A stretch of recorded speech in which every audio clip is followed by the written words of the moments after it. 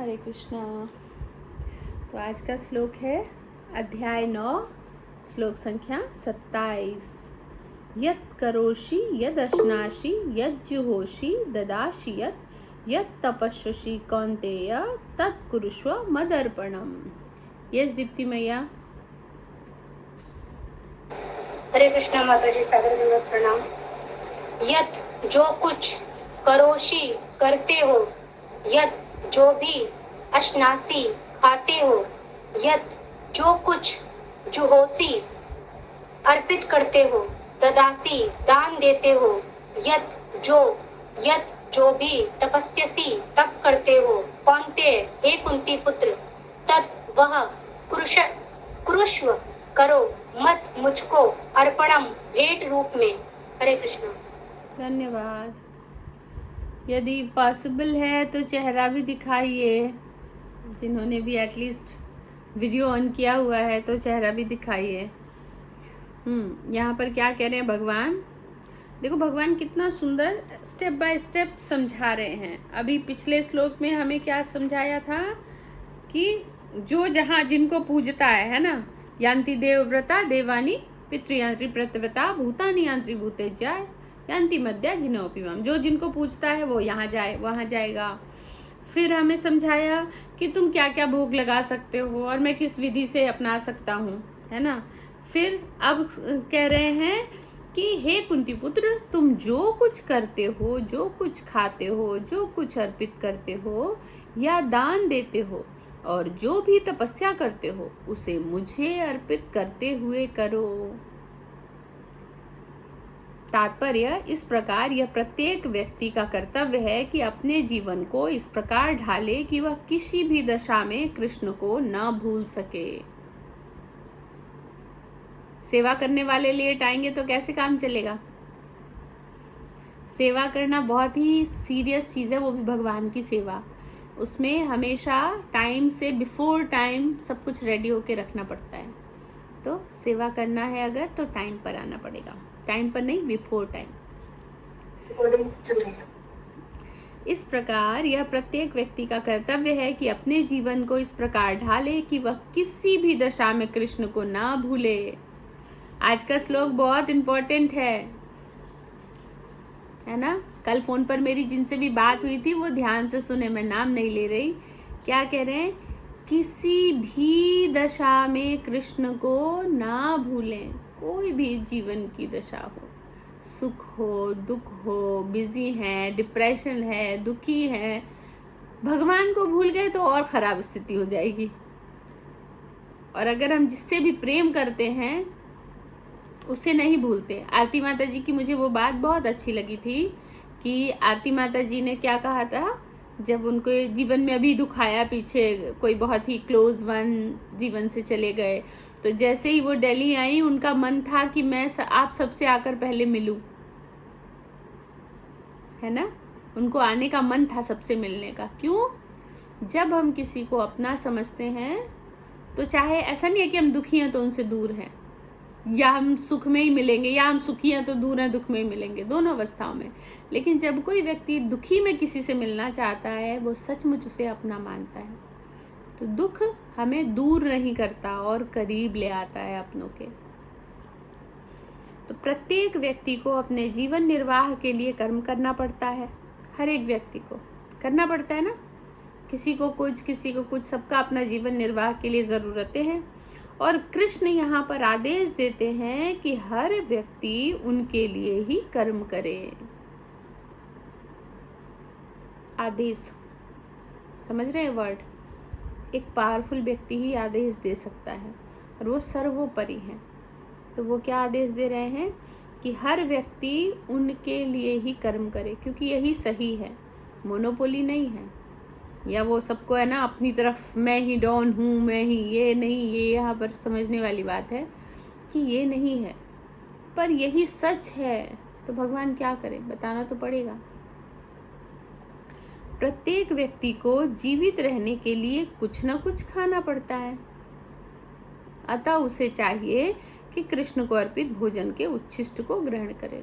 इसीलिए सात्विक, शाकाहारी, सरल भोजन कृष्ण को अर्पित करें और फिर खुद पाए। जिससे क्या होगा, वो भी व्यक्ति अस्वस्थ भी नहीं होगा, क्योंकि उसको भोजन भी मिल रहा है, ताकत भी मिलती रहेगी। और जब है ना वो कह रहे हैं सात्विक और सरल ये ना हो, असात्विक और असरल भोजन वो हमें बहुत बीमार करती है। जितना कॉम्प्लेक्स होता है ना भोजन में, उतनी हमारी तबीयत ज़्यादा खराब होती है। प्रत्येक व्यक्ति को कुछ न कुछ धार्मिक अनुष्ठान करने होते हैं, अतः कृष्ण की संस्तुति है, इसे मेरे हेतु करो। जब तुम्हें करना तो है ही धार्मिक अनुष्ठान, मेरे हेतु करो। खाना तो है ही तुम्हें, मुझे भोग लगा के खाओ। जो कुछ तुम्हें करना है ही मेरे लिए कर दो। करो तुम अपने ही मन की, तुम्हारी ही जरूरत के लिए, लेकिन करो मेरे लिए। यही अर्चन है। प्रत्येक व्यक्ति कुछ न कुछ दान देता है, अतः कृष्ण कहते हैं यह मुझे दो, जिसका अर्थ यह है कि अधिक धन का उपयोग कृष्ण भावनामृत आंदोलन की उन्नति के लिए करो।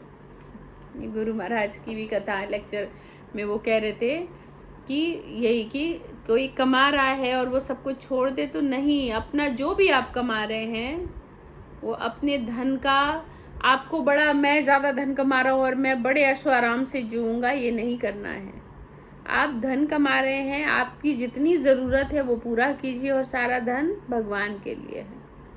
पर प्रभुपाद जानते थे ये लोग सब कोई सुनने वाले नहीं हैं, तो उन्होंने 50% भी नहीं कहा, 10% दे दो बस, बाकी से तुम मज़े करो। उसमें भी हम कंजूसी करते हैं। अगर हमारा धन, हम 10,000 कमा रहे हैं तो 1,000 देना आसान होता है बेचारों के लिए, जबकि जो 10,000 कमा रहे हैं उनकी ज़रूरतें भी तो फिर पूरी नहीं हो पा रही ना, तो उनके लिए वो 1,000 भी बहुत कीमती है। लेकिन फिर भी 10,000 कमाने वाले दे देंगे 1,000, 1,00,000 कमाने वाले 10,000 सोचेंगे, और कहीं 1 करोड़ कमाने वाले 10 लाख कभी नहीं देंगे। है ना? तो यही मुश्किल आ रही है। तो क्या कह रहे हैं भगवान, कह रहे हैं यह मुझे दो, जिसका अर्थ यह है कि अधिक धन का उपयोग कृष्ण भावनामृत आंदोलन की उन्नति के लिए करो। अपने ऊपर खर्च मत करो, जितना खर्च करोगे उतना इस संसार में फंसते चले जाओगे। भक्त 1 रुपए भी अपने ऊपर खर्च नहीं करते। जो भी भोजन बनाना है वो तो भगवान के लिए बनता है, ऑफर भगवान को होता है, बचा खुचा खुद पाते हैं। भक्त तो अपने ऊपर खर्च ही नहीं करते। मैंने बड़े बड़े भक्तों को देखा है, उनके पास धन की कोई कमी नहीं है, पर वो अपने लिए कुर्ता भी नहीं खरीदते, वही वही वही वही लेके घूमते रहते हैं। या तो 2-4 कुर्ता वही पहने रहते हैं सफेद सफेद, या फिर किसी ने दे दिया तो पहन लिए। ऐसे बहुतों को देखा मैंने। तो वो अपने ऊपर, उनको लगता है वेस्ट हो गया पैसा। आजकल लोग ध्यान विधि के प्रति विशेष रुचि दिखाते हैं, है ना? ध्यान करने वाले अगर आप में से कोई होंगे यहाँ पर, तो समझ में आएगा, सच में विशेष रुचि दिखाते हैं। मन लगता है शांत हो गया, हल्का हो गया। उन्होंने ये स्वाद चखा नहीं है, इसलिए वो ध्यान रुचि में ज़्यादा ध्यान देते हैं। यद्यपि इस युग के लिए यह व्यवहारिक नहीं है, किंतु यदि कोई 24 घंटे हरे कृष्ण का जप अपनी माला में करे तो वह निश्चित रूप से महानतम ध्यानी तथा योगी है। 24 घंटे आप अगर बस अपनी माला से ही माला करो ना, तो ये निश्चित रूप से बड़ा ध्यान है, इससे बड़ा ध्यान नहीं है। और 2 in 1, जैसे फोन आया किसी का, तो हम फोन उठाएंगे तो कैसे पता चलेगा मैंने फोन उठाया? हम कहेंगे ना हेलो, सामने वाला भी कहता है हेलो। ये दोनों एक दूसरे को कम्युनिकेट कर रहे हैं, हाँ मैं सुन रही हूँ या मैं सुन रहा हूँ, ठीक। लेकिन ये हेलो का मतलब तो कुछ नहीं हुआ। तो भक्त बड़े चतुर है, एक कंजूस की तरह ना, एक भी शब्द ऐसा क्यों बोलना जिससे हमारी कृष्ण भावना भावित ना हो। हम वो हर चीज में वही करते, तो हेलो भी नहीं बोलते, हरे कृष्णा। अब हरे कृष्णा से पता है क्या होता है? आपने हरे कृष्णा बोला, एक तो आपने कुछ ऐसा नहीं बोला जो कृष्णाइज नहीं है, दूसरा आप कृष्णा कॉन्शियस हो गए। आपकी सारी, आपका मन मस्तिष्क अगर हाइपर भी था, क्रोधित था, तो वो शांत हो जाएगा। और सामने वाला व्यक्ति जो कोई भी जिस अवस्था में भी है, आपके मुख से जो वो हरे कृष्णा सुनता है ना, वो शांत हो जाता है। और रिप्लाई इतना अच्छा आता है, हर चीज़ के लिए रिप्लाई बहुत अच्छा हो जाता है, हर चीज़ के लिए। सामने वाला व्यक्ति ना सामने से हेल्प करना चाहता है फिर आपकी, वो चाहे देखे ना देखे। कल भी हम बात कर रहे थे, हम लोग एक दिन मैं और भैया एक जगह गैस एजेंसी में गए थे। पहले तो वहाँ पर गैस एजेंसी वाला जिसको भी पाला पड़ा हो, जैसे हमारा वहाँ से शिफ्ट करना था गुड़गांव, तो हमने बहुत ट्रांसफ़र के लिए बहुत सारे इधर उधर करने पड़ते हैं। हम पहली जगह जहाँ गए कि ट्रांसफ़र के लिए क्या बताएगा, तो उसने हमें देखा, मुझे देखा और किसी को बोला, अरे हरे कृष्णा की मदद करते हैं। मेरे को पूछ रहे हैं आपके पास 5 मिनट का समय है, बैठ सकते हो आप? बोले हाँ बिल्कुल समय है। ठीक है आप बैठ जाइए। उसके पास जो कुछ भी ज़रूरी होगा उसने सल्टा के फिर सीधा उठ कर आया। वो वहाँ था, मुझे बुला सकता था, सामने ही था। उठ कर मेरे पास आया वो कागज़ लेकर, ये लीजिए, मुझे लगेगा अब ये लेके मुझे कहीं जाना है। कह रहा हो चुका है आपका। मुझे आश्चर्य लग रहा है कि मुझे अभी यहाँ भेजता वहाँ भेजता, कई एजेंसियाँ होती हैं, वहाँ जाओ, कुछ नहीं, वो अपने आप से उसने मंगवा लिया और मुझे भेज दिया। तो ये बड़ा फ़ायदा होता है। आप ट्रेन में जाओ, कहीं भी पब्लिक, जहाँ पर भी पब्लिक है, बस आपका ये तिलक और ये रहेगा ना। पर ज़बान तो हमें थोड़ी बहुत सिखा ही दी है गुरु महाराज ने, बोल बोल कर। तो जितना आपकी जीवा हरे कृष्णा रटेगी ना, इन सब से इतना इफेक्ट पड़ता है, बहुत ज़्यादा। जीना सरल हो जाता है।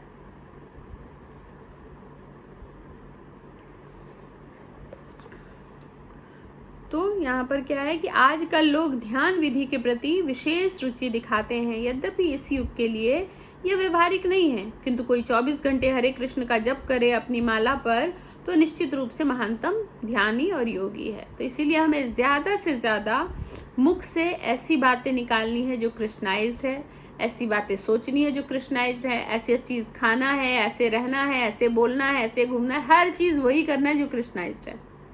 आपके जीवन में अनवांटेड लोग हैं जो चाहते ना चाहते, आपके रिश्तेदार, दोस्त, जो पुराने हमारे कर्मांश के हिसाब से फ़ोन करते रहते हैं, हमें तंग करते रहते हैं, कोई दिक्कत नहीं है। आप फ़ोन उठाइए, हरे कृष्णा। उसके बाद वो चाहे जो भी बोल रहा है, अगर आप सच में कृष्णाइज्ड हैं, उसकी उसी लाइन से आपको कृष्ण याद आ जाएंगे और आप उसको वही बात, कोई कृष्ण की बात उसमें से ही बोलोगे।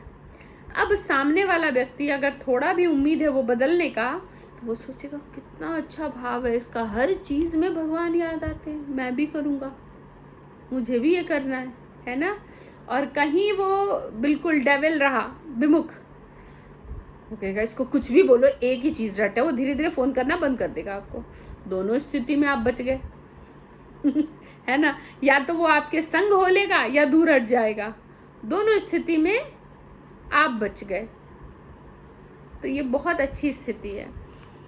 यहाँ आखिरी लाइन क्या है कि जिसकी पुष्टि भगवद गीता के 6ठे अध्याय में की गई है, ये ध्यानी का। तो इसको हम अच्छे से क्या समझ रहे हैं यहाँ पे, यत करोषि यदश्नासि, यत करोषि, है ना। कितना सुंदर इसी में सब कुछ बताया गया है कि जो कुछ करते हो, यत करोषि, जो कुछ करते हो, यदश्नासि, जो भी खाते हो। इसको हमें अच्छे समझे, सिर्फ पढ़ के ना निकले। जो कुछ करते हो, जो कुछ, सारे दिन में सोने से लेकर वो फिर उठना, उठने से लेकर रात के सोना, बीच में जो भी आप बात कर रहे हो, वॉकिंग कर रहे हो, खा रहे हो, पी रहे हो, सो रहे हो, जॉब पे जा रहे हो, पार्टी में जा रहे हो, जो भी, या सबसे ज़्यादा किसी से ऐसी बातें कर रहे हो, जो भी कर रहे हो, क्या करना है वो समर्पित करते हुए। अब अगर हम समर्पित करेंगे ना, तो मुख से कुछ भी अवाच्य नहीं निकलेगा। हर लहजे को बोलते वक्त हमें याद आए भगवान, अरे मैंने इस लाइन में भगवान का कुछ बोला ही नहीं, कैसे निकला मेरे मुख से ये लाइन, है ना। हर एक अक्षर में हम भगवान को याद करें। ये नए लोगों को थोड़ा समझना मुश्किल होगा, ऐसा कैसे होगा, मुझे कोई बात करनी है, स्कूल जाना है, बच्चों को भेजना है, कैसे होगा। पर हम इतने दिन से प्रैक्टिस कर रहे हैं, हम जानते हैं हर एक बात में हम कृष्णाइज्ड आराम से कर सकते हैं। हर एक चीज़ तो उन्हीं की है। तो यत करोषि यदश्नासि, जो भी खाते हो। सुबह उठ के जब हम चाय पीते हैं, पानी पीते हैं हम, है ना, कोई और कुछ हेल्थ के लिए खाते हैं, कोई मेडिसिन खाते हैं, कुछ खाना खाते हैं, रोटी सब्जी हलवा, जो भी है, नाश्ता ब्रेकफास्ट खाना, जो भी खाते हैं, वो भगवान के लिए बनाएं, भोग लगा कर पाएं। अपने आप चीज़ें उसमें से ना छनती चली जाएंगी, रिफाइंड होती चली जाएंगी कि कैसे करना है। अपने आप चीज़ें रिफाइंड हो जाएंगी कि क्या खाना है, कैसे खाना है। जब हम खाना बनाते वक्त भी हम ना मन में 50 तरह के विचार चलते हैं, अच्छे बुरे कुछ भी चलते हैं, वो विचार पर भी ध्यान जाएगा, अरे भगवान के लिए बना रही हूँ, क्या चल रहा है, माफ, बार बार याद आएगा शुरू में, उफ क्या चल रहा है, हर 10 मिनट पे याद आ जाएगा, फिर कुछ चल रहा है दिमाग में, क्योंकि दिमाग ऐसा फट पहुंच जाता है कहीं। तो धीरे धीरे प्रैक्टिस प्रैक्टिस प्रैक्टिस कि सात्विक उस भाव से जब आप भोजन बनाएंगे तो वो भगवान तो ग्रहण करेंगे ही, और घर का हर एक व्यक्ति उसको पाकर सुखी और शांत रहेगा। आजकल घर में बहुत अशांति रहती है ना, सबके घर में कुछ ना कुछ लेकर, किसी के घर में कुछ, किसी के जीवन में कुछ, अलग अलग तरह की अशांति है। और बाहर वालों को देख के लगेगा, अरे दूसरे को देख के ये बेमतलब ये अशांत है, इनके जीवन में क्या है, कितना सुखी है सब कुछ, फिर भी अशांत है। तो ऐसा होता है, जब हम जो पा रहे हैं वो उसको हम ठीक करेंगे तो ये बहुत हद तक ये भी काम कर जाएगा। तो यत् करोषि यत् अश्नासि यत् जुहोषि। यत् जुहोषि का मतलब अर्पित है ना, जो कुछ अर्पित करते हो, जो कुछ भी अर्पित करते हो भगवान के लिए अर्पित करना है। ये सुषमा चौबे कोई रेगुलर में से ही कोई है या कोई नए आए हैं? हरे कृष्णा। हाँ हाँ माता जी, मैंने ही ज्वाइन कराया है। अच्छा। जब भी हम किसी को ज्वाइन कराएं तो उसको ये प्रमोट करें कि एटलीस्ट पहले दिन थोड़ा एक बार दर्शन दे दिया करे, तो मैं पूछूंगी नहीं बीच चलती क्लास में, उनको भी दिक्कत होगी। नहीं तो नए लोगों को होता है ना, अरे पूछ दिया मैं क्या करूं और मुझे नहीं पता था। यस सुषमा जी, आपका स्वागत है। तो यहाँ पर हम कह रहे थे कि यत् करोषि यत् अश्नासि यत् जुहोषि ददासि यत्, जो कुछ भी करते हो मुझे अर्पित करते हुए करो, और मुझे ही कहते हैं ददासि यत्, दान देते हुए मुझे ही दान दो। क्यों, भगवान को कमी है क्या, आपसे मांग रहे हैं? भगवान है ना, वो खोल रखा है सबसे, है ना, पैसे ले लेके धन जमा कर रहे हैं। अरे हजारों हजारों लक्ष्मियाँ उनके चरण दबा रही हैं, उनको नहीं चाहिए आपसे कुछ, पर वो आपसे इसलिए कहते हैं कि आपका भला हो, है ना, आपका भला हो। इसलिए भगवान कहते हैं कि तुम मुझे अर्पित करते हुए करो, चाहे तुम्हें दान देना है। एक मिनट क्षमा कीजिए, हाथ लग गया। चाहे तुम्हें दान देना है या कुछ भी करना है, मुझे अर्पित करते हुए करो। और सेकंड लाइन क्या है, यत् तपस्वी कौन्तेय, जो भी तुम तप करते हो हे कुंती पुत्र, जो भी तप करते हो मेरे लिए करो। तो हम लोग क्या तप करना है हमारे जीवन में? सुबह उठना, सबसे बड़ा तप। चैलेंज तो मॉर्निंग से ही शुरू हो जाती है कि उफ 4 बजे एटलीस्ट उठना ही है। अब तो लास्ट हो गया है ना, सुबह एक तप हो गया, उसके बाद उठे किसी तरह, चलो नींद में ही नहाए धोए मंगल आरती कर लिया। अब दूसरा तप 16 माला, 2 घंटे लगेंगे 16 माला करना है, इतने में तो हम कुछ और कर लेते हैं तो ये तपस्या ही तो है। उसके बाद कुछ खाने का मन है, चलो वो कौन बनाए, कुछ पिज़्ज़ा मंगवा लेते बाहर से ही, या कुछ बिस्किट चाय पी लेते हैं। फिर तपस्या, माता जी ने बोला चाय नहीं पीना, बिस्किट ले रहे, ये भी बाहर का बना हुआ है शायद, ये भी तो पता नहीं इसमें क्या होगा। हर चीज़ तपस्या शुरू होते ही आप जब से। और रात में अलग तपस्या की जल्दी सोना है, नींद आ नहीं रही, सोना जल्दी है। अगर सच मानिए, अगर हम ये तपस्या ले लेंगे ना, हम सबके जीवन में तपस्याएं हैं, लेकिन हम अगर ये तपस्या ले लेंगे तो बाकी की जो बड़ी वाली तपस्या जीवन में लिखी होगी ना, वो कट जाएगी, क्योंकि हमने खुद से चूज कर लिया तपस्या। अब हम ये तपस्या नहीं लेते हैं, हम आराम से उठेंगे 8 बजे से लेके 12 बजे तक, वेरिएबल जिसका जो भी टाइम है। सुबह आराम से उठेंगे, उठा बिस्तर पे, अरे क्या है आज तो ऑफिस भी नहीं है, फ़ोन कर दिया, कुछ जोमेटो दे जाएगा, ब्रेकफास्ट कर लेंगे। यहाँ पर वही रूटीन है ज़्यादा। आराम से फिर उठे और 12 बजे धूप में भी कभी जिम जा रहे हैं, कभी रनिंग कर रहे हैं, वो भी कुछ लोग करते हैं, कुछ लोग बैठे रहते हैं तमोगुण में ही फ़ोन चलाते रहते हैं। तपस्या कुछ नहीं की उन्होंने।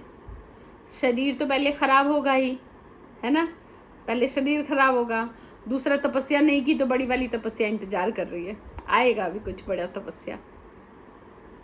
तो हम सबको अपनी इच्छा से ही तपस्या ले लेना चाहिए कि ये तपस्या मैं कर सकती हूँ, बड़ा तपस्या ना आए मेरे जीवन में कोई ऐसा है ना जो हमें नहीं चाहिए, अवांछित तपस्या।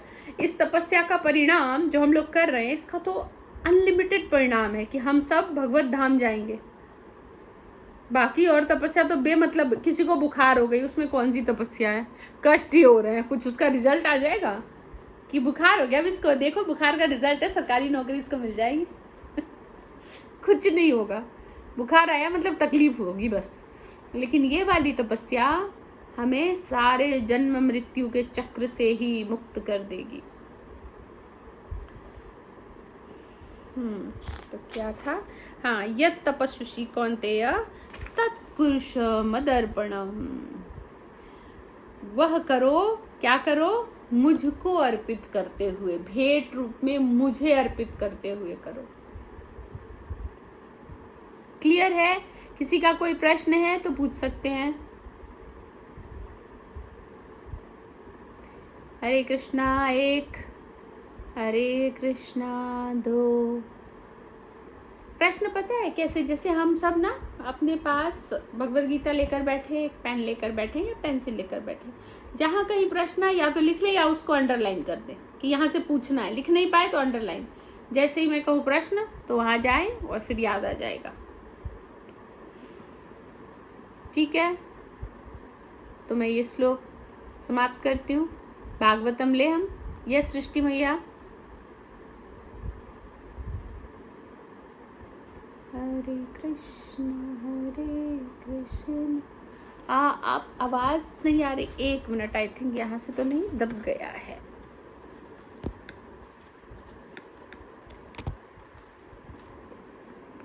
हाँ बोलिए जरा।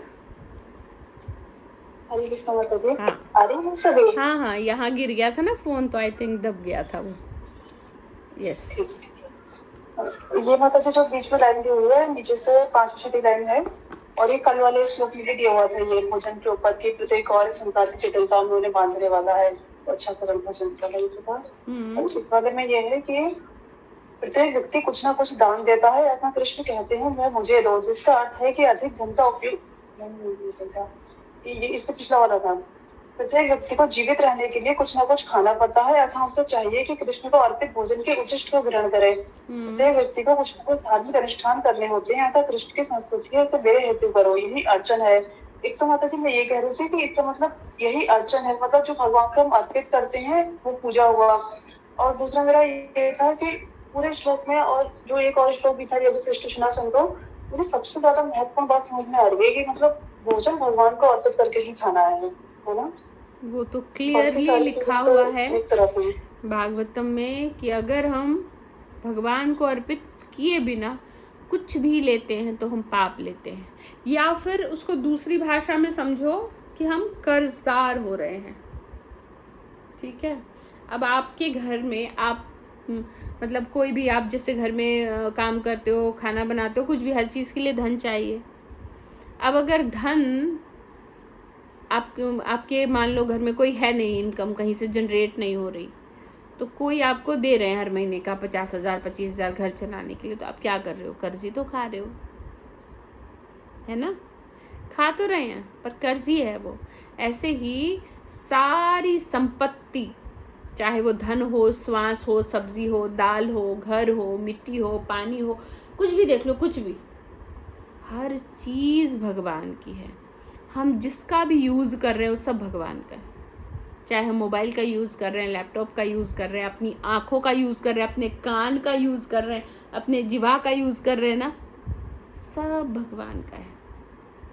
तो पाप नहीं है ही ना। हम बेमतलब यूज़ किए जा रहे हैं, कुछ भी नहीं दे रहे उसके बदले उनको। तो इसीलिए भगवान कह रहे हैं कि खाना तो खाना ही पड़ता है, उसके बिना तो जी नहीं सकते। तो खाना खाओ, मुझे अर्पित कर दो कि मेरे लिए बनाया है, फिर माया जो है ना वो पीछे हट जाएगी, अच्छा ये भगवान के लिए ही बना है, उन्हीं की चीज़ है, उनके लिए बना है। और जब वो मैं पालूंगा फिर तो मैंने घोषणा की हुई है कि वो जब वो पा लिया भोग, अब वो हो गया प्रसाद, और प्रसाद पे सिर्फ भक्तों का हक है, पूरा हक है, फिर तो तुम्हारा ही है, उसमें तुम्हें पाप नहीं लगेगा। तुम इस कान से सुनते हो, ये कान तुम्हारी मदद करता है ना सुनने में, तो तुम उसे अनर्गल सुनोगे तो फंसोगे, फिर कर्जदार बनोगे। तुम अनर्गल क्यों सुनना, सिर्फ मेरी ही वाणी है ना, मेरा ही गुणगान, मेरे ही बारे में बातें, वही सुनो, पाप में नहीं लगोगे। जिभा इससे कुछ अनर्गल बोलोगे फिर पाप में फंसोगे। तो इस तरह से हर एक चीज़ पे हम सोच सकते हैं कि वो जब हम भगवान के लिए समर्पित करेंगे तभी हम बच पाएंगे। यह सृष्टि मैया, और कोई प्रश्न? ठीक है माता जी, वो जो कल लाइन पढ़ी थी ना, मुझे बहुत टचिंग से लगी थी कि प्रत्येक और संसार की जटिलताओं में बांधने वाला है। लगनी भी चाहिए, ऐसे इतनी बातें होती हैं भगवद गीता में जो हमें गूज़बम करा दे। और गूज़बम कब होता है, जब हम उसको रियल फील करते हैं, तब होता है। ये जो कहते हैं ना टची, तब टच करता है जब हम उसे अपनाने की कोशिश करते हैं, ऊपर से बस सुना और निकल गया वाला नहीं।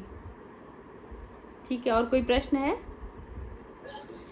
ठीक है माता जी, कोशिश करूंगी वो छूट जाए। माता जी, ये जो एक आपने बोला था कि अगर हम खुद से तपस्या नहीं चुनेंगे तो अनवांटेड कुछ हमारे जीवन में आ जाएगा। मतलब एक तो हम चुनेंगे कि हमें जल्दी उठना है और हमें ये चीजें करनी है, वो हम चुनेंगे, और वरना कुछ अननेसेसरी अनवांटेड आ जाएगा। एग्जाम्पल जैसे हर किसी के जीवन में तपस्या है। जैसे भगवान कहते हैं बिना सेवा किए कोई रह ही नहीं सकता। तो कोई करोड़पति है, अरबपति है, करोड़पति तो आजकल इधर उधर ही मिल जाते हैं, मतलब अरबपति खरबपति है कोई, और वो कहे कि मैं कोई सेवा नहीं करूँगा। ठीक है, जैसे मैं जो भी हाई प्रोफाइल जाती हूँ उन सबको सेवा देने, योग करवाने, तो क्या है वहाँ पर कि वो कोई सेवा नहीं करते, फुल बिजी हैं, लेकिन उनकी सेवा क्या है, 50-60 मैनेजर हैं उनके अंडर में, घर में 50-60 नौकर हैं, उनको फॉलो अप करना, खुद के लिए एक काम के लिए 10 तरीके से इधर से उधर से सारे उनको बोलाया, वो किया, ये किया, उनके पास बिल्कुल वक्त नहीं है, किसी से फ़ोन पर बात करने तक को वक्त नहीं है। और वो कहते हैं मैं कुछ काम करते हो, नहीं मैं कोई सेवा नहीं करती, लेकिन उनके पास समय तक नहीं है। बेटे को भी अपॉइंटमेंट लेना पड़ता है घर में ही, मम्मा मैं ना कल घर पर ही रहूँगा, तो कल शाम फैमिली टाइम आप बुक कर दो। फिर फैमिली रूम में जाते हैं, पहले से कॉल होता है नौकरों से, फैमिली रूम रेडी करो, वहाँ पर पूरा जो भी चाहिए उसका पूरा ऑरा रेडी करते हैं। टाइम हो जाता है, हाँ फ़ोन आता है, साहब आ गए, बच्चे आ गए, हाँ मैं पहुँचती हूँ। ऐसे ये है बड़े बड़े लोगों का रूटीन। हमारे आते जाते बच्चे धक्का मारते हुए चले जाते है ना, कोई फर्क नहीं पड़ता उनको, बात करते हुए ये वो जो मन में आए, और ज़्यादा बढ़ गया तो ये। तो तपस्या तो सबको लेना पड़ता है। कहने का मतलब वो दिखावे वाला ये तपस्या नहीं लेते कि हम रोटी नहीं बनाएंगे, हम बर्तन नहीं धोएंगे, हम सुबह नहीं उठेंगे, हम ये नहीं करेंगे, हम वो नहीं करेंगे, कुछ और तपस्या। और चलो जो उस लेवल के नहीं हैं, मान लो हम लोग हैं, मैं अभी कोई तपस्या, कितना होता है, एक अगर मेड रखूँ फुल टाइम 25,000 लेगा, मैंने दे दिया, चलो इतना हम कर सकते हैं, दे दिया। अब मैं बेड पर पड़ी रहूँगी, पानी लाना, खाना लाना, ये ठीक है, मैंने अब मेरे पास कुछ नहीं है, सारी तपस्या वो कर रही है। अब हमारी तपस्या क्या होगी, बीमार पड़ेंगे, शारीरिक रूप से तपस्या लेनी पड़ेगी फिर, और वो बीमारी ज़्यादा तंग करेगी, है ना। तो तपस्या तो सबके जीवन में है, इससे अच्छा खुद चूज कर लो, खुद ले लो, परेशानी नहीं होगी। खुद लेंगे हम, भाई 4 बजे उठेंगे, हमने तपस्या ले ली, बहुत मुश्किल है 4 बजे उठना, बदले में क्या मिल रहा है, स्वास्थ्य, बदले में क्या मिल रहा है, भक्ति, बदले में क्या मिल रहा है, सतोगुण, है ना। तो ये सब है खुद तपस्या लेने से, इसीलिए खुद लेना चाहिए, वेट नहीं करना चाहिए। ठीक है, थैंक यू बताओ, बहुत अच्छा था। मतलब वो अमीर और रिच वाला जो एग्जांपल आपने दिया था, उसमें तपस्या वाला क्या था, मैं समझी नहीं। उसमें ये था कि कहने के लिए मैं कोई काम नहीं करता हूँ, है ना, कि वो कोई काम नहीं करते, पर वो इतनी काम करते हैं। उनका काम होता है जैसे बताते हैं ना कि घर में कुत्ते हैं तो कुत्ते को पॉटी कराने जाते हैं, मतलब घर में अगर 50 नौकर है वो उनको हैंडल कर रहा है, उनकी समस्याओं में जूझ रहे हैं, उसने उसको ये बोला, उसने ये किया, कहाँ गई वो, जल्दी आए, ये वो, मतलब इसी में लगे हैं बस। सेवा तो करनी है, अपने एक बच्चे का लालन पालन नहीं करते वो कि अरे घर में मेड है ना देख लेंगे, 50 नौकर पाल लिए, सबका लालन पालन का ध्यान रखना पड़ता है उनको। और नौकर को रखना मजाक बात नहीं होती ज़रा, क्योंकि वो छोटे बजट वाले लोग हैं, उनको बदले में 20-25 हज़ार मिलते हैं। वो 20-25 हज़ार की जॉब की किसी को नहीं पड़ी, यहाँ छोड़ेगा लाइन लगी होगी चारों। जहाँ जिनका करोड़ों का पैकेज है ना वो छोड़ने से डरते हैं कि फिर ये जॉब ऐसा नहीं मिलेगा, लेकिन जो हाउस हेल्प लोग हैं उनको तो बुलाते रहते लोग, इधर छोड़ेंगे उधर पहुँच जाएंगे। तो तपस्या तो सबके जीवन में है, तो हमें समझना क्या है, हर एक चीज भगवान पे न्योछावर, बस। ठीक है, अब किसी और का कोई प्रश्न नहीं है? थैंक यू माता जी, बहुत अच्छा उत्तर मिला मुझे। माता जी कल वाले श्लोक से एक क्वेश्चन है, पूछूं क्या? थोड़ा इम्पोर्टेंट है। एक मिनट, मैं इसको बंद कर देती हूँ फिर। ठीक है, ठीक है।